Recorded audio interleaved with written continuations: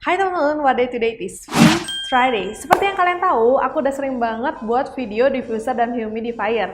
Nah, selama ini itu banyak banget dari kalian yang nanyain, Kak, bisa nggak sih aku pakai humidifier ataupun diffuser kalau di kamar aku itu nggak pakai AC dan kamar aku tuh tertutup, Kak? Bagus nggak sih? Bisa nggak sih pakai humidifier ataupun diffuser? Jadi hari ini aku bakal ngejelasin sama kalian, plus juga nantinya aku bakal bantu kalian untuk buat diffuser sendiri yang murah dan tentunya cocok buat kamar kalian itu.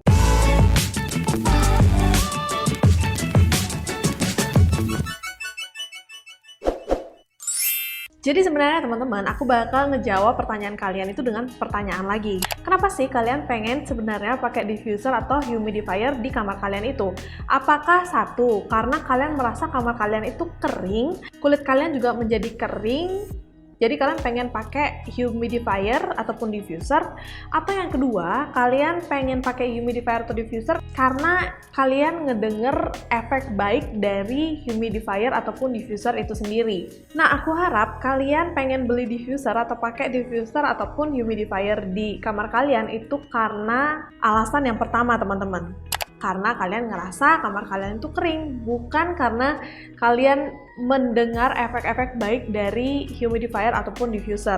Seperti yang kalian tahu, humidifier ataupun diffuser sesuai dengan namanya, ini fungsinya sebenarnya adalah meningkatkan kelembaban di suatu tempat. Jadi kelembaban udara yang ideal menurut berbagai sumber itu adalah 45-65%. Sedangkan di Indonesia sendiri, kalau kalian berada bukan di dataran tinggi, tapi lebih cenderung di dataran rendah ataupun biasa, itu tingkat kelembabannya adalah 63%. Jadi sudah ideal. Nah, tingkat kelembaban di bawah 45% itu kalian memerlukan humidifier, sedangkan tingkat kelembaban di atas 65% itu kalian malah perlu yang namanya dehumidifier gitu namanya, atau yang membantu untuk melancarkan sirkulasi udara di tempat tersebut. Nah, pertanyaan sekarang kan gimana dengan kamar kamu? Untuk mengecek presentase atau tingkat kelembaban udara di kamar atau di rumah kamu dengan precise atau dengan tepat, itu sebenarnya bisa menggunakan alat yang namanya hygrometer. Nah, tapi kalau kamu nggak punya alat ini, gimana caranya tahu apakah kelembaban rumah kamu sekarang baik, kurang, atau malah terlalu lembab?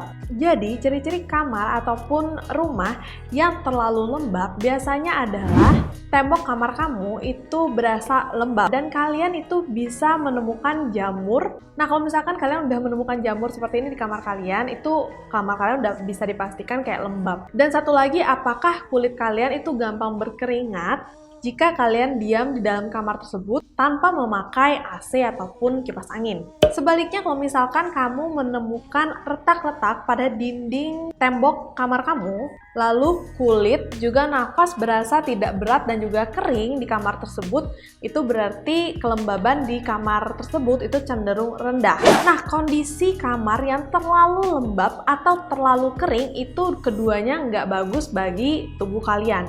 Jika terlalu kering, bisa menyebabkan infeksi pada pernapasan, terus bakteri juga virus itu lebih bertahan lama. Nah, kalau terlalu lembab itu juga sama, jadi jamur itu lebih cepat berkembang, dan jika ada jamur juga tungau di kamar kalian ini, itu bisa menyebabkan efek alergi yang tidak baik juga bagi pernapasan kalian. Jadi sekarang apakah kalian sudah tahu jawaban dari pertanyaan kalian itu? Ya, jadi disesuaikan lagi dan dilihat lagi kondisi dari kamar kalian ya. Kalian udah ngerasa nih, kamar kalian nggak masuk sama kriteria kamar yang kelembabannya kurang, atau kamar kalian ini sudah terlihat kamar yang kelembabannya itu sudah tinggi, aku saranin kalian nggak pakai lagi diffuser ataupun humidifier. Nah, iya Kak, kamar aku udah lembab, tapi aku pengen nih dapet manfaat ataupun keharuman yang lebih natural dari essential oil.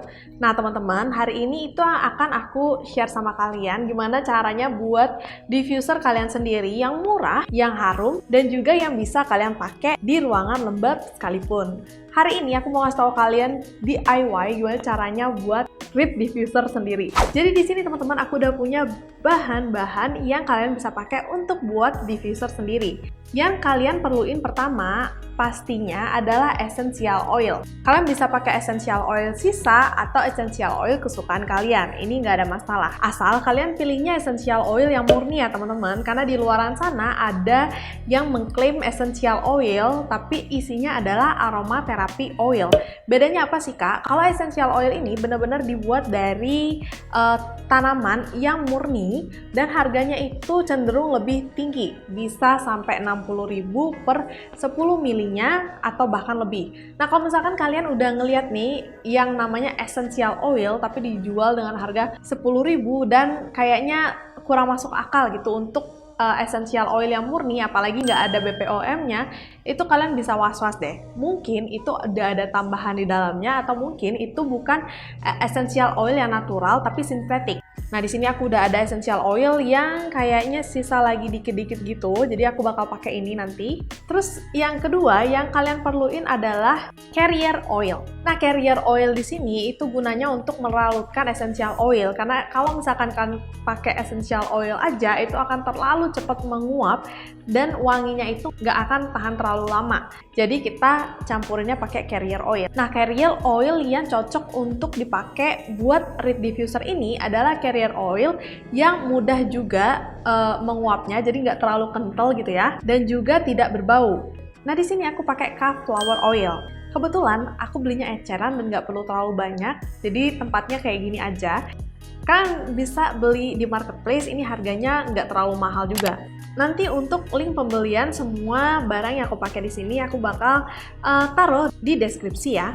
Yang ketiga yang kalian perluin adalah botol kosong. Di sini aku udah nyiapin beberapa botol kosong. Jadi semua botol seperti ini itu kalian bisa pakai. Cuman aku akan lebih saranin pakai botol-botol yang warnanya agak lebih gelap seperti ini ya teman-teman, daripada yang cenderung putih atau bening seperti ini. Karena kalau misalnya gelap kayak gini itu dia akan lebih lama menguapnya, sedangkan kalau yang putih kayak ini tuh cenderung lebih cepat. Terus kalian juga perlu reed kayak gini atau yang kayak gini. Nah panjang reednya ini sendiri ini kalian harus sesuaikan dengan botol yang kalian ingin pakai. Jadi kalau misalkan pakai botol kecil kayak gini, reed yang sekecil ini pun itu bisa aku pakai.